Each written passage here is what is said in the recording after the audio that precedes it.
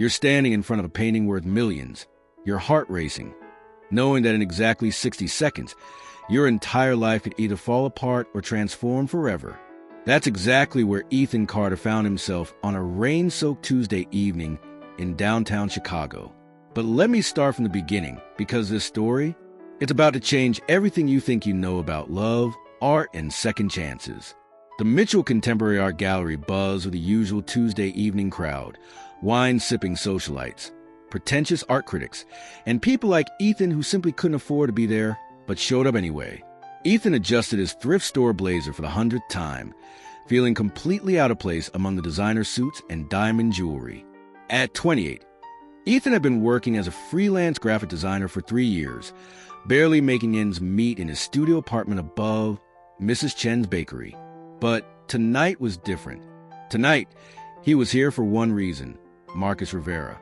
Marcus Rivera, the name that had dominated Chicago's art scene for the past 5 years. The man whose abstract paintings sold for 6 figures, whose gallery openings were attended by celebrities, whose piercing dark eyes had haunted Ethan's dreams since they dated briefly in college 7 years ago. But here's where things get interesting. Ethan spotted Marcus across the gallery, surrounded by admirers as always. He looked exactly the same, that perfectly tousled black hair, the confident smile, the way he gestured with paint-stained fingers even when wearing a $1,000 suit. Their eyes met across the crowded room, and for a moment, time stopped. Marcus excused himself from his group and walked over, that familiar smirk playing on his lips. "Ethan Carter, I wonder if you'd show up." "Marcus." Ethan's voice was steadier than he felt. "Congratulations on the exhibition." "Still the polite one, I see." Marcus stepped closer, lowering his voice. "You know, I painted something specifically thinking about you. Want to see it?" Before Ethan could respond, Marcus was guiding him through the crowd toward a smaller, more intimate section of the gallery. They stopped in front of a large canvas dominated by swirling blues and grays, with touches of gold that seemed to dance in the gallery lighting. "Unfinished business," Marcus said softly. "That's what I called it." Ethan stared at the painting, his chest tightening. He could see himself in those colors, the turbulent blues of their complicated past, the gray uncertainty of their present, and those golden moments they'd shared that still sparkled in his memory. "Why?" Ethan whispered. Marcus moved closer, their shoulders almost touching. "Because some things are worth finishing, don't you think?" And that's when everything changed. A commotion erupted from the main gallery. Raised voices, the crash of breaking glass. Marcus and Ethan rushed back to see a red wine stain spreading across one of Marcus's most expensive pieces, a painting titled Chicago Skyline at Midnight that was priced at $150,000. The culprit? A nervous-looking young woman in a server's uniform, her hands shaking as she stared at the damage she'd caused. Oh God, I'm so sorry," she kept repeating, tears streaming down her face. The gallery owner, Patricia Mitchell, was already on her phone with insurance while other guests murmured and pointed. Marcus stood frozen, staring at his destroyed work. Without thinking, Ethan stepped forward. "It's fixable," he said loudly enough for everyone to hear. Marcus turned to him, eyebrows raised. "What?" "The painting. It's not destroyed, it's evolved. The wine stain, it actually complements the skyline. It looks like city lights reflecting off water." Ethan's graphic design training kicked in as he studied the accidental addition. With the right restoration technique, this could become something even more beautiful. But would Marcus trust him with something so precious? The gallery fell silent. All eyes were on Marcus, waiting for his reaction. The young server held her breath, still trembling. Marcus stared at the painting for a long moment, then at Ethan. "You really think it could be saved?" "I don't think it needs saving," Ethan said confidently. "I think it needs reimagining." A slow smile spread across Marcus's face. "Then I have a proposition for you." "Let me get this straight," Ethan said, pacing around Marcus's downtown law studio the next morning. "You want me to not only restore the painting, but collaborate with you on reimagining it?" Marcus was already at his easel, mixing colors on his palette. "Think about it, Ethan. You have the technical skills I need, and I have the artistic vision. Together, we could create something neither of us could make alone. The studio was everything Ethan had imagined, floor-to-ceiling windows overlooking the Chicago River, canvases stacked against exposed brick walls, the smell of oil paint and turpentine thick in the air. It was Marcus's world, successful and established, everything Ethan dreamed of having someday. "I can't afford to take time off regular work," Ethan said, though his heart was already saying yes. "I'll pay you double your usual freelance rate." Marcus set down his brush and faced him fully. "But that's not really what this is about, is it?" The tension in the room was thick enough to cut with a knife. Ethan stopped pacing. "What do you mean?" "I mean us. What happened between us 7 years ago. The way we left things." Marcus stepped closer. "I mean the fact that you've been following my career, showing up to my exhibitions, and I've been hoping you would." The honesty hit Ethan like a punch to the chest. "Marcus, I know I hurt you. I know I chose my career over us when we graduated. I know I was a coward." Marcus's voice was raw with emotion. "But I never stopped thinking about you, about what we could have been." Ethan's defenses were crumbling. "You made your choice. You said art was everything to you, that you couldn't be tied down. I was 21 and terrified of failing. I thought I had to choose between love and success." Marcus ran his hands through his hair. "I was wrong." But just as Ethan was about to respond, his phone rang. "I have to take this," Ethan said, looking at the screen. It was his landlord. "Ethan, I'm sorry, but I need to give you notice." Mr. Patterson's voice crackled through the phone. "My daughter's moving back from college, and she needs your apartment. You have 30 days. Ethan's stomach dropped. 30 days? But I've been a perfect tenant for 3 years. "I know, and I'm sorry. I'll give you a good reference, but my family comes first."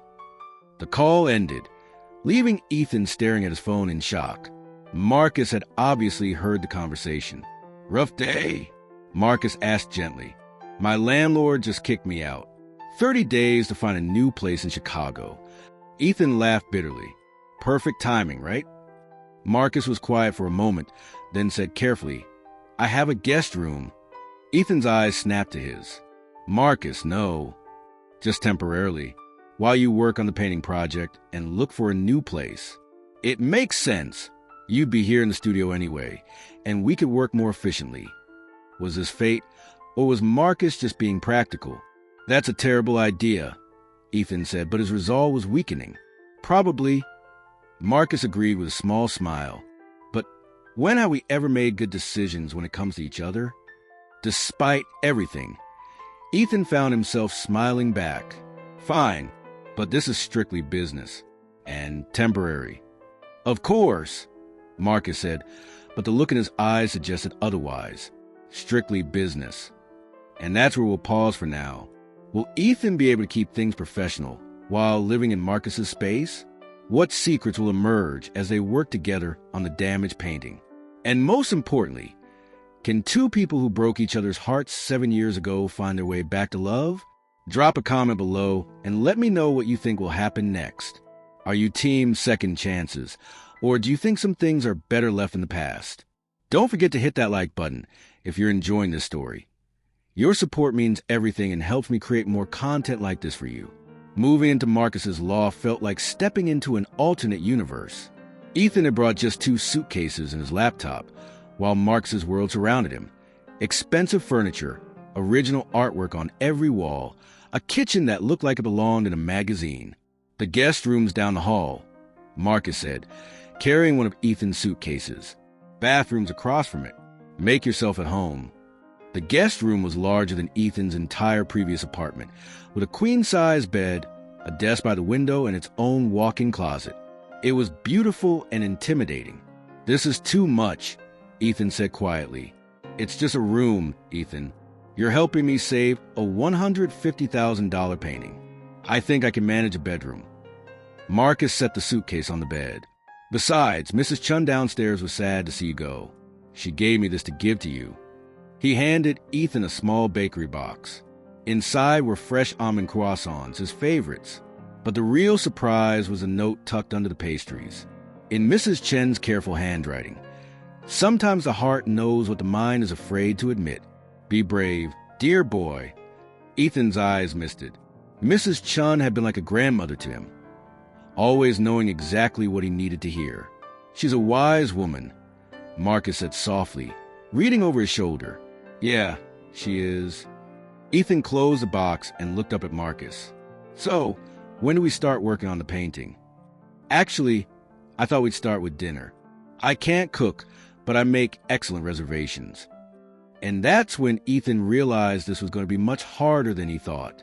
They went to a small Italian restaurant in Little Italy, the kind of place that felt intimate and cozy rather than flashy. Marcus had chosen well. It was somewhere they could talk without being interrupted by his usual crowd of admirers. Tell me about your work, Marcus said over their appetizers. I've seen some of your designs online. You're incredibly talented. Ethan nearly choked on his wine. You've been looking me up? Of course I have. Did you think I'd just forget about you? Marcus's honesty was disarming.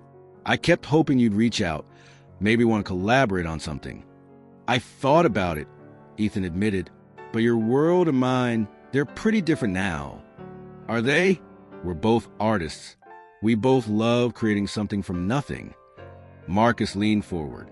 The only difference is I got lucky with timing and connections. Lucky? Ethan laughed. Marcus, you're incredibly talented. Don't diminish that. Talent without opportunity doesn't get you very far. I had a trust fund to fall back on while I built my career. You've been doing this the hard way, on your own. That takes more courage than anything I've done. The compliment hung between them. Like a bridge neither was sure they should cross. Back at the loft, they stood in the studio, looking at the damaged painting under proper lighting. The wine stain was more extensive than it had appeared at the gallery, spreading across nearly a quarter of the canvas. Okay, Ethan said, pulling out his phone to take reference photos. Tell me what you were trying to capture in the original. The city at its most vulnerable moment, Marcus said, study his own work. Right before dawn, when all the pretense falls away and Chicago shows its true face. And now, Marcus looked at the red stain spreading through his careful blues and blacks. Now it looks like the city is bleeding. Ethan was quiet for a long moment, studying the accidental addition. What if that's not a flaw? What if that's the truth you were trying to capture all along? What do you mean? Chicago is bleeding. Gentrification, violence. People being pushed out of neighborhoods they've lived in for generations. Maybe this painting wasn't meant to be beautiful. Maybe it was meant to be honest. Marcus stared at him, and Ethan could see the exact moment when understanding dawned. You want to lean into the damage instead of hiding it. Marcus said slowly, I want to make it the focal point. The wine becomes the lifeblood of the city. We add more red, not to cover the accident, but to celebrate it, turn a mistake into a statement. Marcus was quiet for so long that Ethan started to worry he'd overstepped. Then Marcus smiled.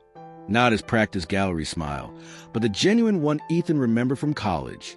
This is why I needed you, Marcus said softly. They worked until nearly 2 a.m., planning and sketching, their hands occasionally brushing as they reached for the same pencil or reference photo. By the time they finally called a night, they had a complete plan for transforming the damaged piece.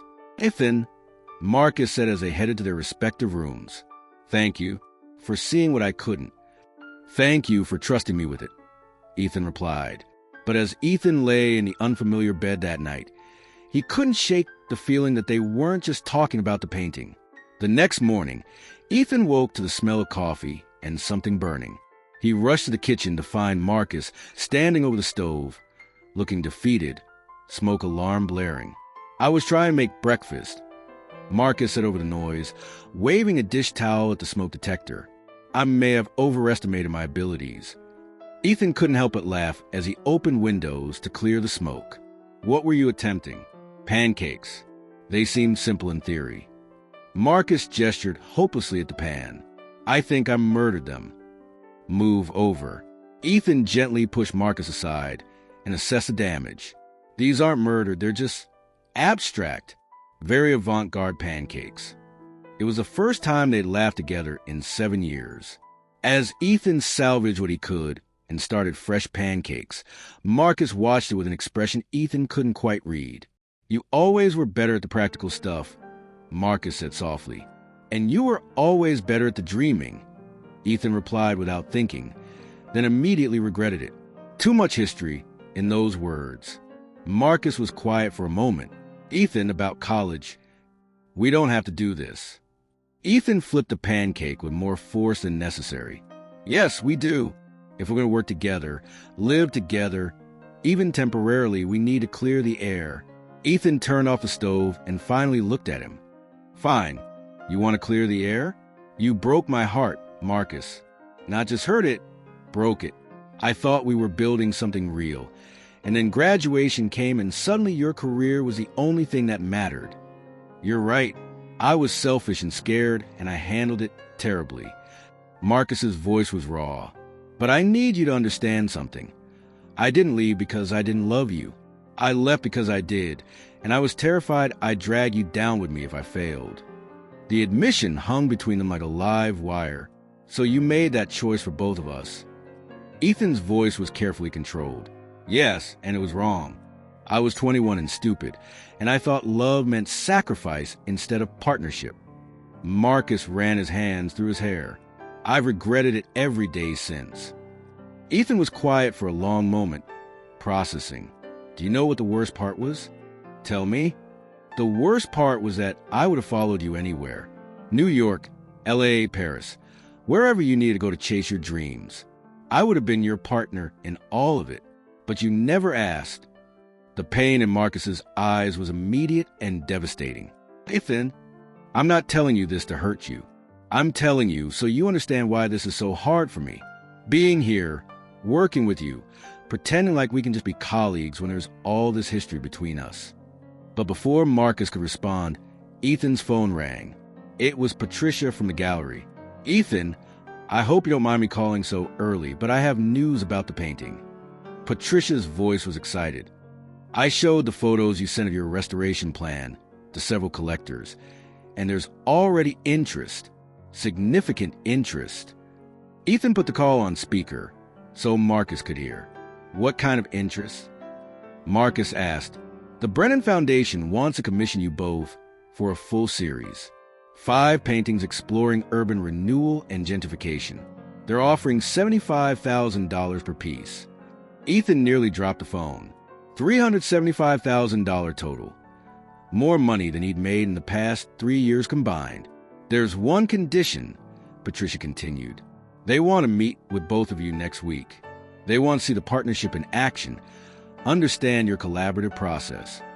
After they hung up, Ethan and Marcus stared at each other in shock. That's life-changing money, Ethan said quietly. For both of us, Marcus agreed. But Ethan, if this makes you uncomfortable... No, it's not that. It's just... Ethan struggled to find the words. What happens after? When the project's done and I have to leave and go back to our separate lives. Marcus moved closer, his voice dropping to barely above a whisper. What if you didn't have to leave? Ethan's heart stopped. Marcus, not as roommates, not as a convenience, as partners, real partners in art and in life. You can't just say that. You can't just decide we're going to pick up where we left off 7 years ago. I'm not asking us to pick up where we left off. I'm asking if we can start over, build something new, something better, with everything we've learned since then. Ethan wanted to say yes. Every part of him wanted to say yes. But the scared 21-year-old who'd been left behind was still there, still protecting his heart. I need time, Ethan said finally. I know, and I'll wait. Marcus's smile was sad but genuine. I waited 7 years. I can wait a little longer. But would time heal old wounds, or just make them deeper?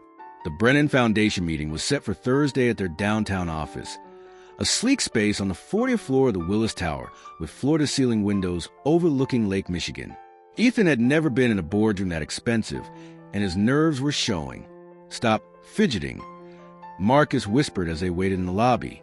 You belong here just as much as anyone else. Easy for you to say. You've been doing this for years. And I'm terrified, too. This could change everything for us. Us. The word carried so much weight. The meeting itself went better than Ethan could have hoped.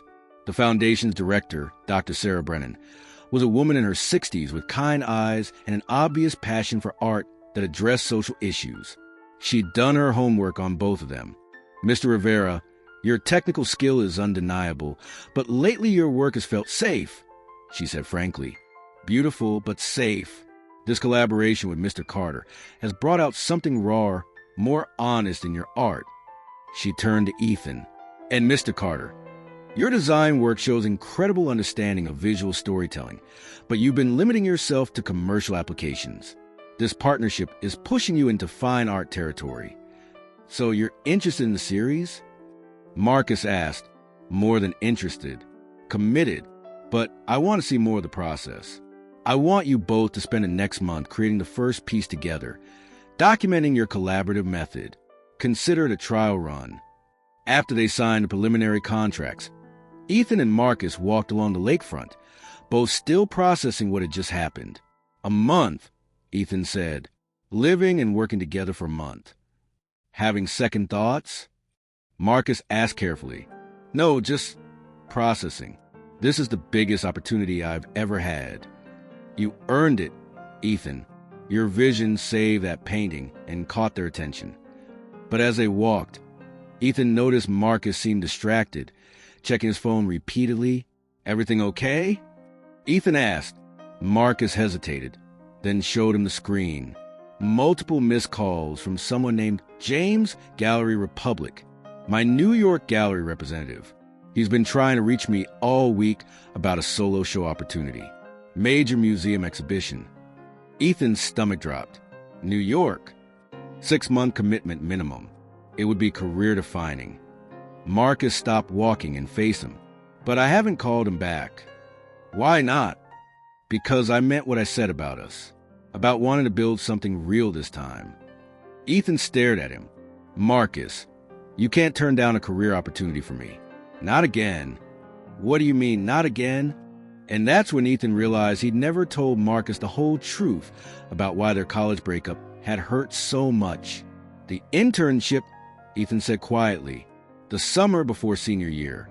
You turned down that internship in New York because of me.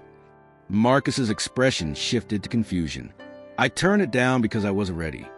No, you turned it down because I couldn't come with you and you felt guilty about leaving me behind. Then you spent our entire senior year resenting me for holding you back, until finally you decided the only way to save your career was to cut me out of it completely. Marcus stared at him in shock. That's what you think happened? That's what did happen. I saw the emails, Marcus. Your advisor telling you that you needed to focus on your art, that relationships were distractions for serious artists. And you think I agreed with him? Didn't you? You broke up with me 2 days after graduation. 2 days, Marcus. We went from talking about moving to Chicago together to you telling me you needed to be alone to focus on your career.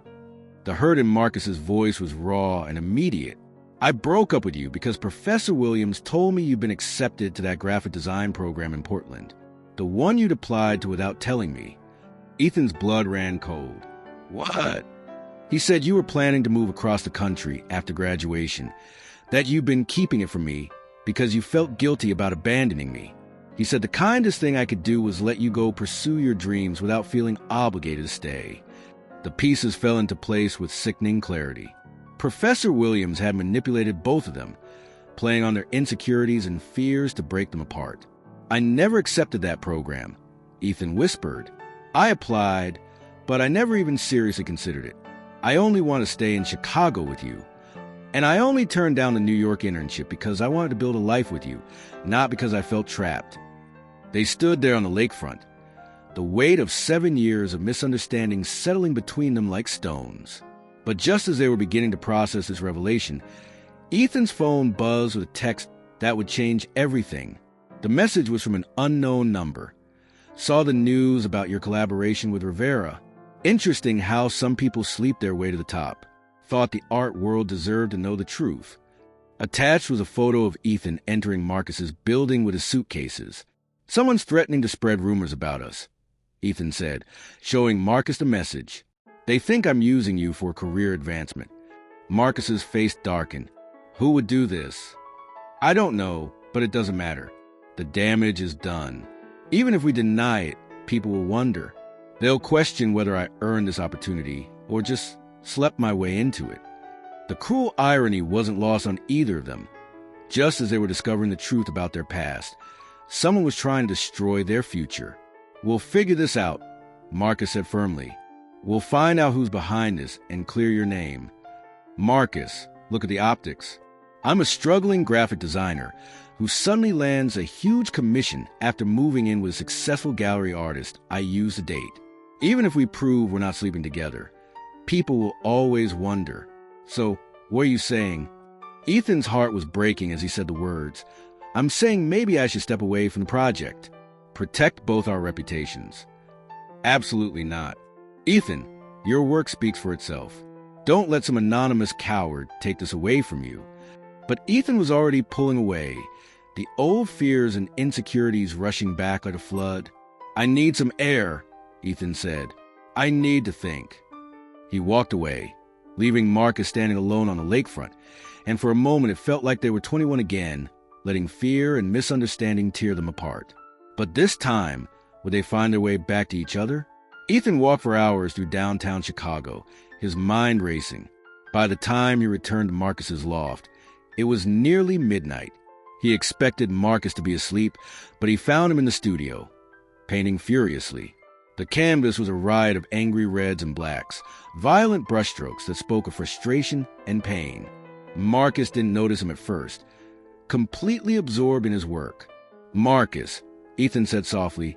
Marcus spun around, paintbrush still in hand. His eyes were red-rimmed, whether from exhaustion or emotion. Ethan couldn't tell. "You came back," Marcus said simply. "This is where I'm staying. For now." Marcus set down his brush and really looked at him. "You've made a decision." "I have. I'm not backing down from the project. But I'm going to find out who sent that message and why." The relief in Marcus's expression was immediate and profound. "What changed your mind?" "Mrs. Chun," Ethan said with a small smile. "I went to see her, and she reminded me of something. She said that for 7 years, I've been making decisions based on fear instead of love. She's right." Marcus moved closer. "And what does love tell you to do?" "Love tells me that I earned this opportunity through my work, not through any relationship. Love tells me that I won't let someone else's jealousy or prejudice take away what I've worked for." Ethan paused. "And love tells me that running away from you again will be the biggest mistake of my life." Marcus's breath caught. "Ethan, I'm not saying we should jump back into a relationship. We have too much to work through first. But I'm saying I want to try. I want to see if we can build something real this time." But before Marcus could respond, there was a knock at the loft door. At midnight, they looked at each other in confusion before Marcus went to answer it. Through the peephole, he could see a woman in her 30s with short blonde hair and expensive clothes. "Do you know her?" Ethan asked. "Unfortunately, yes. That's Victoria Hartwell, my ex-girlfriend and current pain in my ass." Marcus opened the door, and Victoria swept in without invitation, her eyes immediately finding Ethan. "So this is him," she said with cold appraisal. "The college boyfriend who's been living here. How convenient for both of you." "Victoria, what the hell are you doing here?" Marcus's voice was ice. "Just checking on my investment. Darling, you see, I've been telling people about your little arrangement, how you're helping your old flame boost his career in exchange for certain favors." The pieces fell into place with sickening clarity. "You sent a threatening message," Ethan said. Victoria smiled. "Guilty as charged, though I prefer to think of it as protecting the integrity of the art world. Or protecting your own interests." Marcus shot back. "Tell him, Victoria. Tell him why you're really doing this." Victoria's composure slipped slightly. "Marcus and I had an understanding. A partnership that was mutually beneficial until he decided to throw it away for some childhood nostalgia." "What kind of partnership?" Ethan asked, though he was beginning to suspect. "The kind where she gets access to my connections in gallery shows, and I get her family's financial backing for my career," Marcus explained. "Except I ended it 3 months ago when I realized she was more interested in controlling my art than supporting it. And now you're sabotaging his new collaboration out of spite." Ethan said. I'm protecting him from making a career-limiting mistake. Victoria snapped. Do you have any idea what people are saying? That Marcus Rivera has gone soft, that he's letting personal feelings cloud his artistic judgment. But Marcus had heard enough. Get out, Marcus said quietly. And if you spread any more lies about Ethan or our work, I'll make sure everyone knows exactly what kind of person you are. You think you can threaten me? My family owns 3 galleries in this city, and I have documented proof of every lie you've told about me and my work over the past 3 months, including the doctored photos you try to sell to art, weekly claiming I'd plagiarized a piece. Victoria's face went white. You can't prove that. Marcus pulled out his phone and showed her a series of screenshots. Email chains, text messages, witness statements. Try me. After Victoria left, slamming the door behind her, Marcus and Ethan stood in the sudden quiet of the loft.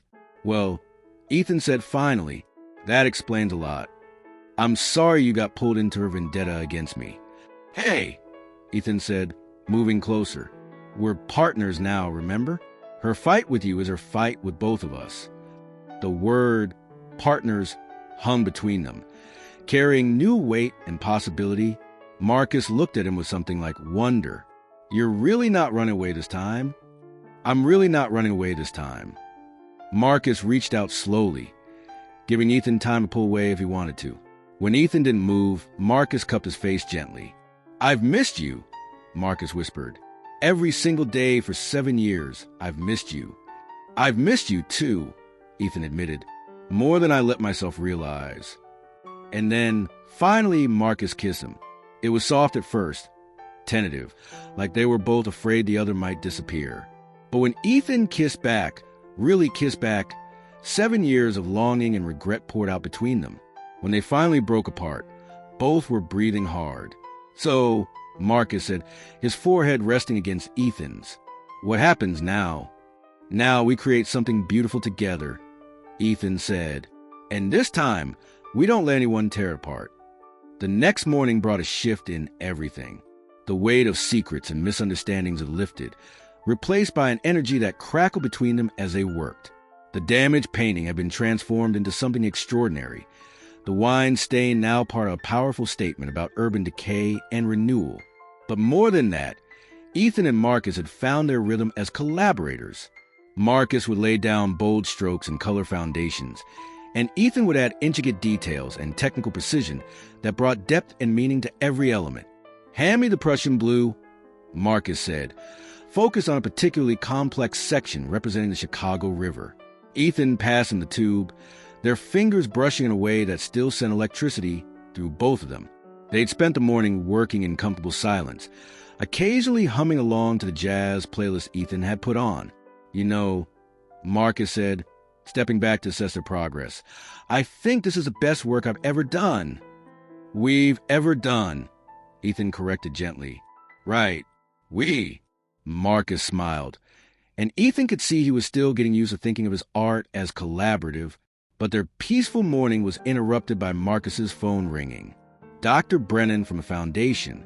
Marcus, I hope I'm not calling too early, but I have some urgent news. Dr. Brennan's voice was tight with concern. Someone contacted our board last night with some allegations about your collaboration with Mr. Carter. Marcus put the call on speaker and caught Ethan's eye. What kind of allegations? They're claiming that the partnership is personal rather than professional, that Mr. Carter is using a romantic relationship to advance his career illegitimately. Dr. Brennan paused. I need you to know that I don't give these claims any credence, but the board is concerned about potential scandal affecting the foundation's reputation. Ethan felt his stomach drop. Even after confronting Victoria, she was still trying to destroy them. Dr. Brennan, I can assure you that our collaboration is completely professional, Marcus said carefully. Ethan earned his place on this project through his artistic vision and technical skill, nothing else. I believe you, but I need both of you to come in this afternoon for an emergency meeting with the full board. They want to hear from both of you directly. After the call ended, Ethan slumped into a chair, his head in his hands. She's not going to stop, Ethan said quietly. Victoria's going to keep pushing until she destroys both our careers. Marcus knelt beside his chair. Then we don't give her the ammunition. We go to that meeting. We present our work, and we let it speak for itself. Marcus, what if they ask directly about our relationship? What if they want to know if we're involved romantically? The question hung between them like a ticking bomb. Marcus was quiet for a long moment. What are we, Ethan? I mean, what do you want us to be? It was a conversation they'd been dancing around since that first kiss. Ethan looked at this man he'd loved and lost and found again, sitting in the studio surrounded by the art they created together. I want us to be real, Ethan said finally. Not hiding, not pretending, but not letting anyone use our feelings against us either. So we tell the truth. We tell them we have a history. We tell them we're exploring something new. And we tell them that our work stands on its own merit regardless of our personal relationship. That's a huge risk. They could pull the commission entirely. Marcus stood and held out his hand. Then we take the risk. Together. Ethan looked at that outstretched hand and saw 7 years of missed chances, 7 years of what-ifs and regrets. But he also saw a possibility. He took Marcus's hand and let himself be pulled to his feet. Okay, Ethan said. Let's go show them what we're made of. The Foundation boardroom felt even more intimidating the second time around. 7 stern faces looked down at them from around a polished mahogany table, with Dr. Brennan at the head looking apologetic but determined. Gentlemen, thank you for coming on such short notice, Dr. Brennan began. I'm going to be direct. We've received allegations that your collaboration is compromised by a personal relationship. Before we continue with this commission, the board needs to understand the nature of your partnership. Board member Patricia Holbrook, a woman in her 70s with sharp eyes, leaned forward. Mr. Carter, is it true that you're currently living in Mr. Rivera's residence? Yes, ma'am. Temporarily, while I look for permanent housing. And is it true that you two had a romantic relationship in college? Here it was, the moment of truth. Ethan glanced at Marcus, who gave him a barely perceptible nod of encouragement. Yes, we dated briefly in college. 7 years ago. And are you romantically involved now? Another board member asked. Marcus spoke up. We're figuring that out. But our personal relationship, whatever it becomes, has nothing to do with the quality of our artistic collaboration, doesn't it? Patricia Holbrook's voice was skeptical. How can we be sure that Mr. Carter earned his place on this commission through merit rather than through personal influence? The question stung, but Ethan had prepared for this moment, because Ethan said, standing up, my work speaks for itself. He moved to the front of the room where they'd set up the restored painting. Under the conference room's harsh fluorescent lights, it was even more powerful than it had been in the gallery. This painting was considered destroyed, a $150,000 loss. I saw a possibility where others saw ruin. I developed a restoration technique that not only saved it, but transformed it into something more meaningful than the original. Ethan's voice grew stronger as he spoke.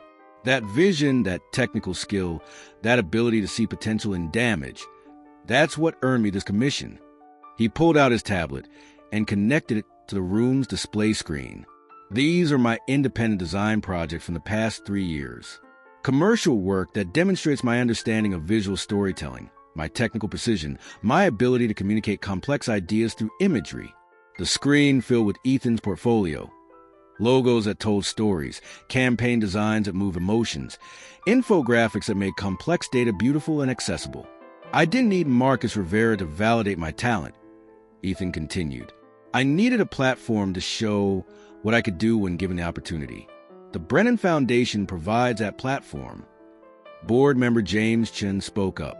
The work is impressive, Mr. Carter, but the optics of your living situation are irrelevant, Marcus interrupted, standing to join Ethan at the front of the room. Would you question a male and female artist collaborating if they lived in the same building? Would you question 2 artists of the same gender if they weren't romantically involved? The room fell silent as the board members considered his words. Dr. Brennan cleared her throat. The board's concern is about the appearance of impropriety, not the reality of your relationship. Then let me address that directly. Ethan said, I understand that in the art world, like many industries, there are concerns about people advancing through personal relationships rather than merit. But I want to be absolutely clear. I would rather lose a commission than accept it under false pretenses. He looked each board member in the eye as he continued. If you believe that my only value to this project is as Marcus Rivera's romantic partner, then you should absolutely withdraw the offer. But if you believe that my artistic vision and technical skills bring something unique to this collaboration, then my personal relationship with Marcus shouldn't factor into your decision. Marcus added, and if you're concerned about our ability to maintain professionalism, I invite you to visit our studio anytime. Watch us work. See the magic that happens when two artists challenge each other to be better. The boardroom was completely silent. Then Patricia Holbrook began to smile. Mr. Carter, she said, in 40 years of arts patronage, I've rarely seen someone advocate for themselves with such clarity and dignity. The question isn't whether you deserve this opportunity. It's whether we deserve to work with artists of your caliber. Dr. Brennan looked around the table, meeting each board member's eyes. All in favor of continuing the commission as planned? 7 hands went up unanimously. Gentlemen, Dr. Brennan said with genuine smile, get back to work. We can't wait to see what you create next. Walking out of the foundation building, Ethan felt like he could fly. The afternoon sun seemed brighter. The city's sounds more musical. Even the Chicago wind felt like it was celebrating with them. I can't believe we did that, Ethan said, still processing what had just happened. You did that, Marcus corrected. The way you stood up for yourself, for your work, that was incredible. They walked back toward the loft, both riding the high of victory, but also aware that something fundamental had shifted between them during that meeting. Marcus, Ethan said as they waited for a crosswalk signal, when you ask what we are to each other, you don't have to answer that right now. We have time to figure it out. But what if I want to answer right now? Marcus stopped walking and looked at him with cautious hope. What if I want to say that I'm in love with you? Not the memory of you, not the idea of what we could have been, but you as you are right now. The man who trusted me with his most expensive painting. The man who stood by me when someone tried to destroy my reputation. The man who makes me want to be braver than I've ever been. Marcus's eyes were bright with unshed tears. Ethan, I know it's scary. I know we have trust to rebuild and patterns to change. But I also know that walking away from you again will be the stupidest thing I could ever do. Marcus cupped Ethan's face in his hands, right there on the busy Chicago sidewalk. I love you too. I've loved you for 7 years, even when I was trying not to, especially when I was trying not to. And then they were kissing, surrounded by honking cars and pedestrians in the chaos of the city, but it felt like they were the only 2 people in the world. When they finally broke apart, both were laughing and crying at the same time. So, Marcus said, his forehead resting against Ethan's, does this mean you're staying? Not just in the guest room, not just for the commission, but really staying? Are you asking me to move in with you? Like officially? I'm asking if we want to build a life together. Art, love, morning coffee, terrible cooking experiments, everything. Ethan's answer was another kiss, this one soft and sure and full of promise. But as they headed home to celebrate, neither of them noticed a photographer across the street, capturing their moment of joy. The next morning, Ethan woke up in Marcus's bed, not the guest room, but the actual bedroom they would now share, to the smell of successfully made pancakes and the sound of Marcus humming in the kitchen. You figured out the pancakes, Ethan said, padding into the kitchen in one of Marcus's oversized t-shirts. I may have called Mrs. Chun for emergency cooking tips, Marcus admitted, flipping a perfect golden pancake. She's very invested in our relationship, by the way. She wants to know when we're getting married. Slow down there, Romeo. We just figure out we're in love. Let's master living together before we start planning weddings. But the word wedding hung in the air with surprising warmth. They were halfway through breakfast when Marcus's phone started buzzing with notifications. Text after text, call after call. What's going on? Ethan asked as Marcus checked his messages. Marcus's face went pale. The photo. What photo? Marcus showed him the screen. The Chicago Tribune's art section had run a piece titled Love and Art. Marcus Rivera and Ethan Carter's public romance, complete with a photo of their kiss from the day before. "Oh, God," Ethan said, scanning the article. "But wait, this is actually positive." The article focused on their artistic collaboration, their successful defense of the commission, and a romantic story of college sweethearts finding each other again. The tone was warm, celebratory, even admiring. "In an age of calculated publicity and manufactured drama," Marcus read aloud, "Rivera and Carter's genuine partnership offers a refreshing reminder that the best art comes from authentic emotion." Ethan's phone started ringing. "Dr. Brennan." "Good morning, Dr. Brennan," he answered cautiously. "Ethan, I hope you've seen the Tribune piece." "My phone hasn't stopped ringing. 3 more foundations want to discuss commissions, and the Chicago Museum of Contemporary Art wants to fast-track a joint exhibition of your work." Success was coming so fast, it was almost overwhelming. After the call, Ethan and Marcus looked at each other in amazement. 6 months ago, I was a struggling freelancer living above a bakery, Ethan said. Now I'm half of Chicago's favorite artistic power couple, with more work than I know what to do with. 6 months ago, I was successful but empty, making beautiful art that didn't mean anything, Marcus replied. Now I'm creating the most meaningful work of my career with the love of my life. They spent the morning fielding calls and emails, but eventually escaped the studio to work on their second piece for the Foundation series. This one explored the theme of renewal, old buildings being transformed, communities rebuilding, love getting a second chance. As they painted, Ethan found himself marveling at how natural it felt.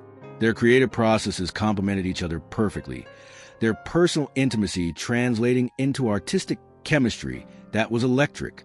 You know what the best part is? Ethan said, adding delicate detail work to a section Marcus had just completed. What's that? We get to do this for the rest of our lives. Create together, build together, love together.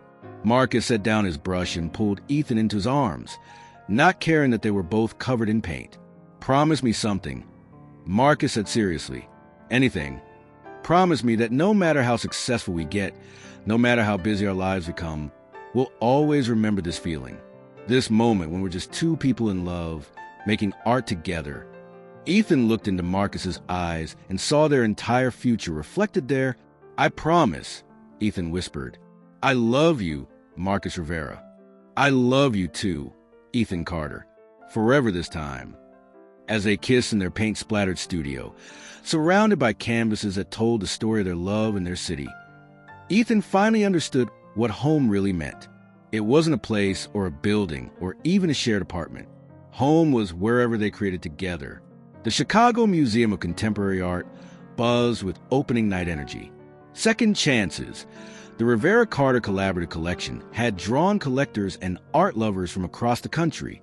5 massive paintings dominated the main gallery, each one telling a different story of renewal, redemption, and hope. Ethan stood in front of their latest piece, Morning After the Storm, watching visitors discover the layers of meaning they'd built into every brushstroke. He still couldn't quite believe this was his life. Nervous? Marcus appeared beside him, devastatingly handsome in his exhibition suit. Terrified, Ethan admitted, but the good kind of terrified. Ladies and gentlemen, Dr. Brennan's voice carried across the gallery, if I could have your attention for just a moment. The crowd quieted as she moved to the center of the room, Ethan and Marcus joining her. 1 year ago, a damaged painting brought 2 extraordinary artists together. Tonight, we celebrate not just their artistic collaboration, but the love story that inspired it. She smiled at both of them. Art has always been about transformation, taking raw materials and turning them into something that moves the soul. Marcus and Ethan have transformed not only canvases, but each other. The applause was warm and genuine, but Ethan only had eyes for Marcus. As the evening wound down and the last guest filtered out, Ethan and Marcus found themselves alone in the gallery with their paintings. So, Marcus said, taking Ethan's hand, what's next for the artistic power couple Chicago? Well, we have that commission in New York next month, and the book deal about collaborative artistic process. And Ethan grinned and pulled a small velvet box from his jacket pocket. And I was hoping you might want to make this partnership official. Marcus's eyes went wide. Ethan, I know we said we'd take things slow, but I also know that I want to spend every day for the rest of my life creating beautiful things with you. Will you marry me, Marcus Rivera? For a moment, Marcus was too stunned to speak. Then he started laughing and crying at the same time. Yes, Marcus whispered, then louder. Yes, of course yes. As Ethan slipped the ring onto Marcus's finger, they were both aware of the painting surrounding them. 5 pieces that told the story of their love, their city, and their belief in second chances. You know, Marcus said as they kissed in the empty gallery, I think this is going to be our masterpiece. The paintings? No. Marcus smiled against his lips. The life we're going to build together. Outside, Chicago glittered in the night, a city of endless possibility and second chances. Inside, 2 artists who found their way back to each other planned their future, surrounded by the art they created from love, loss, and the courage to try again. Because sometimes the most beautiful art comes from taking something broken and making it whole again. And that's how Ethan and Marcus discovered that love, like art, is about seeing possibility where others see only damage. Their story reminds us that second chances aren't just about returning to what was, but about creating something entirely new and even more beautiful. What did you think of their journey? Have you ever had a second chance at love that transformed your life? I'd love to hear your thoughts in the comments below. Your stories and experiences inspire me to create more content like this. If this story touched your heart, please show some love by hitting that like button and sharing it with someone who believes in the power of second chances. And don't forget to subscribe for more stories about love, art, and the courage to follow your dreams. Remember, whether it's in love or in life, sometimes the most beautiful things come from taking a risk and choosing vulnerability over safety. Until next time, keep creating, keep loving, and keep believing in the magic of new beginnings.